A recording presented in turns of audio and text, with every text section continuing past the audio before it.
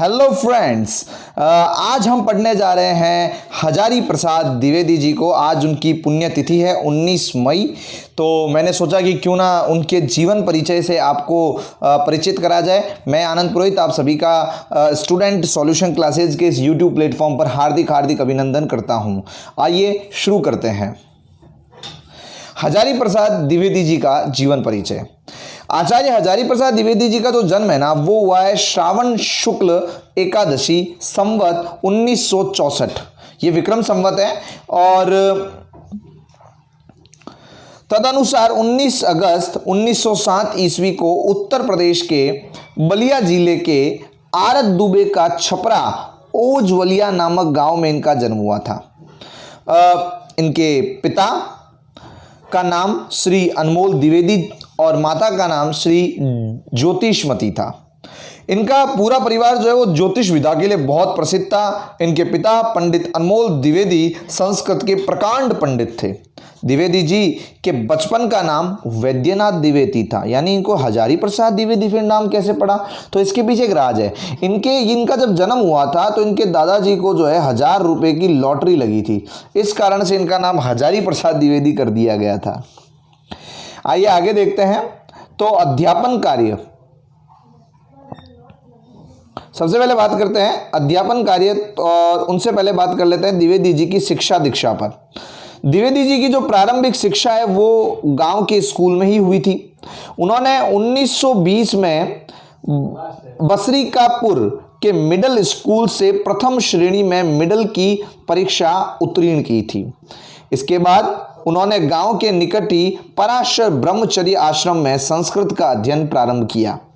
सन 1923 में विद्या अध्ययन के लिए काशी आए और वहां रणवीर संस्कृत पाठशाला कमच्छा से प्रवेशिका परीक्षा प्रथम श्रेणी में प्रथम स्थान के साथ उत्तीर्ण की।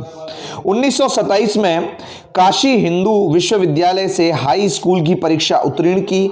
इसी वर्ष भगवती देवी के साथ उनका विवाह संपन्न है। 1927 में इनकी शादी हुई थी।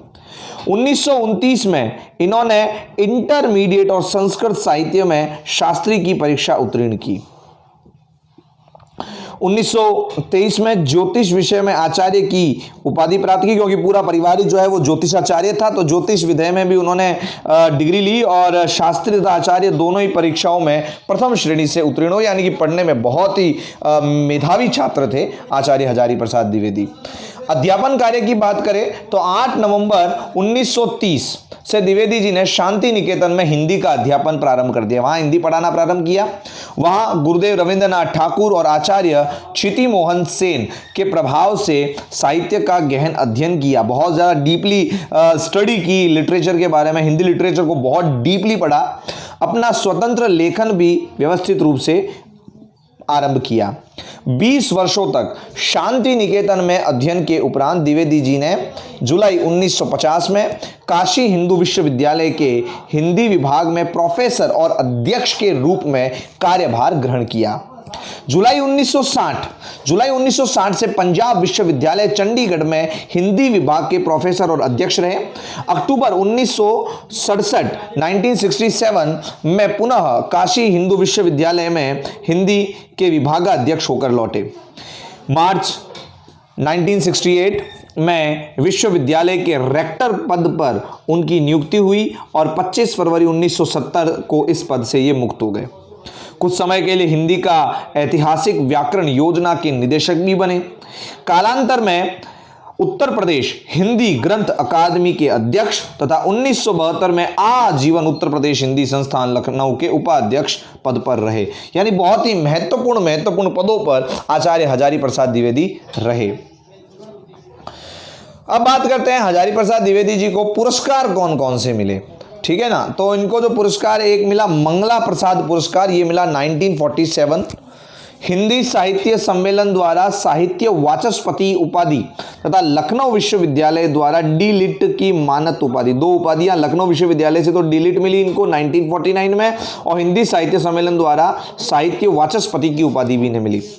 फिर पद्म भूषण 1957 में पद्म भूषण मिला। साहित्य अकादमी का टैगोर पुरस्कार 1962 में मिला।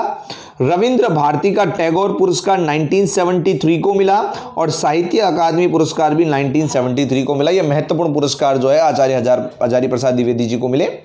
आइए बात करते हैं इनकी प्रमुख रचनाओं के ऊपर कि इनकी प्रमुख रचनाएं कौन कौन सी थी। तो आलोचना साहित्य इतिहास में अगर देखें तो सूर साहित्य, ये आलोचना ही थी मुख्य रूप से, क्योंकि आचार्य हजारी प्रसाद द्विवेदी भी मुख्य रूप से जो थे वो निबंधकार आलोचक ही थे। तो सूर साहित्य, हिंदी साहित्य की भूमिका, ये 1940 में आई। प्राचीन भारत में कलात्मक विनोद, ये भी 1940 में। कबीर का उनके जीवन में बहुत प्रभाव रहा है।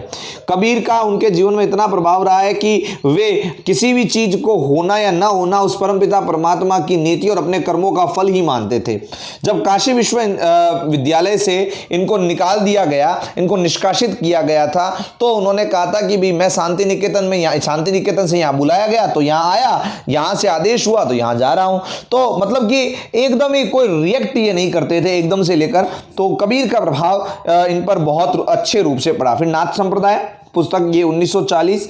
हिंदी साहित्य उद्भव और विकास, ये 1952, जो हिंदी साहित्य के इतिहास में बहुत महत्वपूर्ण पुस्तक साबित हुई है। हिंदी साहित्य का उद्भव और विकास। हिंदी साहित्य का आदिकाल 1953, ठीक है ना। और मतलब आदिकाल नाम तो इनके द्वारा ही दिया गया। आधुनिक हिंदी साहित्य पर विचार, साहित्य का मर्म, मेघदूत एक पुरानी कहानी, ललित्य मीमांसा, कालिदास की लालित्य योजना, मध्यकालीन बोध का स्वरूप। निबंध संग्रह की अगर बात करें तो अशोक के फूल, कल्पलता, विचार और वितर्क, विचार प्रवाह, कुटज, साहित्य सहचर, आलोक पर्व। और जो इनके बड़ा ही फेमस उपन्यास है जो यूजीसी नेट की परीक्षाओं में लगता भी है, बाण भट्ट की आत्मकथा, ये लिखा उन्होंने 1946 में। चारू चंद्रलेख, ये लिखा है 1962 में। पुनर्नवा, ये लिखा है 1973 में। अनाम दास का पोथा, ये लिखा है 1976 में।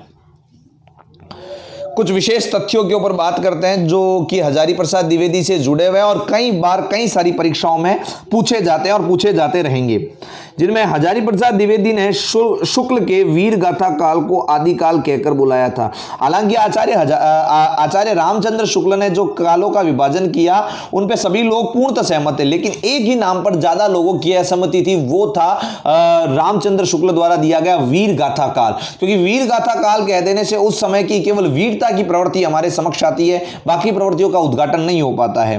तो हजारी प्रसाद द्विवेदी ने उस टाइम पीरियड को आदिकाल नाम दिया। इन्होंने आदिकाल को अत्यधिक विरोध व व्याघातों का युग भी कहा। आचार्य हजारी प्रसाद द्विवेदी आचार्य शुक्ल के बड़े आलोचक माने जाते हैं। डॉक्टर गणपति चंद्र गुप्त के शब्दों में संभवतः द्विवेदी जी सबसे पहले व्यक्ति है जिन्होंने आचार्य शुक्ल की अनेक धारणाएं और स्थापना को चुनौती देते हुए उन्हें सबल प्रमाणों के आधार पर खंडित किया है। इनका प्रसिद्ध कथन है, भारत का लोकनायक वही हो सकता है जो समन्वय करे। यानी तुलसीदास जी की समन्वय भावना पर उन्होंने कहा कि भारत का लोकनायक वही हो सकता है जो क्या करे, समन्वय करे।